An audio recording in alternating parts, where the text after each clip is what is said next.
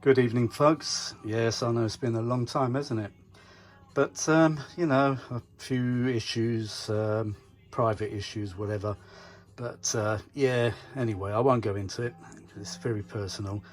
Um, okay, right. First thing I'm going to show you, I have got other things. Hope you can't hear the Beatles in the background. Oh, God, I hope not, because that's going to completely ruin the video, you know.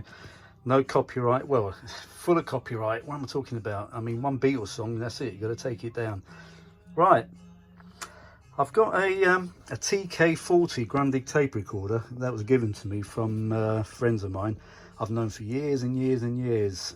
I remember their dad used to go down to the market stalls, and used to be a guy, he's still there actually, does house clearances, and used to buy these old machines. Anyway, they've both passed away, both husband and wife, a few years back now. And I was given these machines because they've sold the mother's house and they had to clear the loft, and they found a few Grundigs, which I gratefully accepted. And the only thing is with this one, the cover, as you can see, it's broke over there. Hope you can't hear that Beatles music. See there, big chip. There was another bit there as well, but I took the screws out and I glued it on with airplane cement, polystyrene cement. Always works great on this sort of stuff. I don't know. You know, the stuff used for the Airfix and model airplanes. Always works on this stuff. Another big one here, look at that. Huge, huge chip. What a shame you couldn't find the chips. I could have glued it back on. But I've worked out this is the best stuff to use. JB Weld Plastic Weld. JB Weld Plastic Weld, yeah. And it's off-white, which is perfect for this, because this is off-white, you see. So yeah, and you can drill it, sand it, and whatever. It's a putty. So what you do, you just mold it into the shape you want. So what I'm going to do is take these screws off again, put some tape along there, some gaffer tape or something like that, something that's not going to stick to it. Or I can just mold it in position and remove it slowly. So yeah, I'm going to make the shape up, and I'll do the same with this end as well, with that stuff, which is bloody brilliant. And it's off-white. I couldn't believe it when I saw it on Amazon. Got it on Amazon. Obviously I get everything from bloody Amazon. Spent a fortune there. And this is off-white colour. It does say somewhere it's off-white. Where does it say? Take my word for it, it is off-white. Where did I see it? Anyway, oh, I don't know, you can see at the bottom there. Nah, I can't see much. But it's an off-white anyway. It better be, oh yeah, here we are, here we are. Cure colour off-white. Perfect for these covers, for these Grundig lids. I mean, God. So that's another job I've got to do once I come back from my trip. Going to see my sister, brother-in-law. And then, guess what I purchased? I've taken the valves off for the time being because I don't want to smash the valves. Already giving you a clue already. Ta-da! Look at that. Got the Baileys in the background, yeah, why not? Helps the stress. That's my excuse anyway. There we go, it's a Leek TL12 Plus. I could have bought one for 150 quid with no valves, and I thought I turned it down. It's from a charity shop. And anyway, I got this one with the valves. I have got the valves, believe you me, and I've got also a the preamp that goes with it. And the other one, oh, actually I've got the preamp and the tuner, which was a bargain. I think I paid 250, which was a bargain for this. I'm not kidding, check the prices out. Anyway, first job I got to change is the mains filter cap. In fact, I'm going to restuff that because a modern type fits straight into the cylinder there. So I'll open it up from the bottom, take out the innards and stuff the other one inside. It literally slides in there. I've already got the measurements and it should slide in. Then seal it at the bottom with some hot wheel glue, and that's the first job to do. And then underneath you got a few caps. There's not that many actually, to be honest, underneath this, but yeah. Because what happened, I'll tell you what made me buy this. I first saw the Leek 1950s, I think it's what's it called again? Oh, I forgot the model number. Oh God, anyway, I can't remember. It's the 50s one. And apparently you can't power it up on its own. You need to plug it into the amp or create or build a preamp for it. not preamp, oh, get it right, Harvey, idiot, or build a power supply for it to power it. But this amp comes with the right connection on it, preamp. There we go. That's what made me buy this. I thought, well, you know what, I've got the preamp, why not get the power amp for it as well? So there we go. Probably in the future might see if I can find a stereo one. This is only mono, obviously, if the prices don't go crazy, because they're going sky high at the moment on eBay. It's just a bloody joke, to be honest.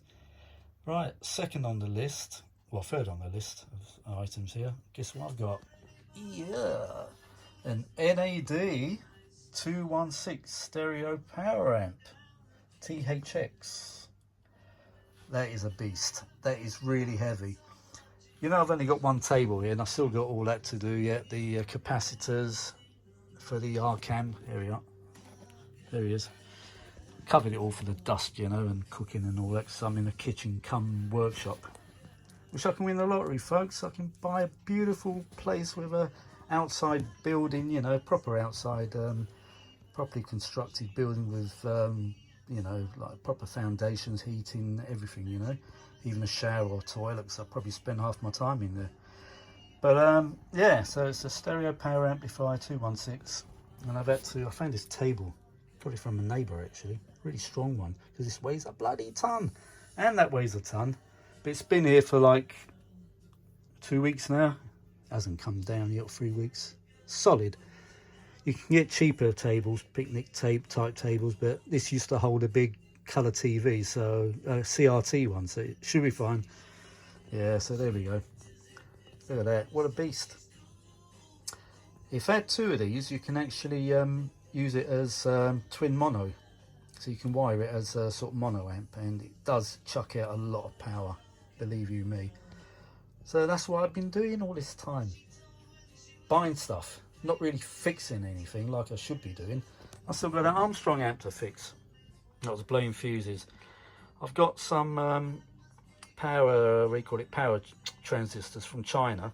Hope they're okay, but I've got to rebuild all the boards and try out the power transistors, see if they're okay or not.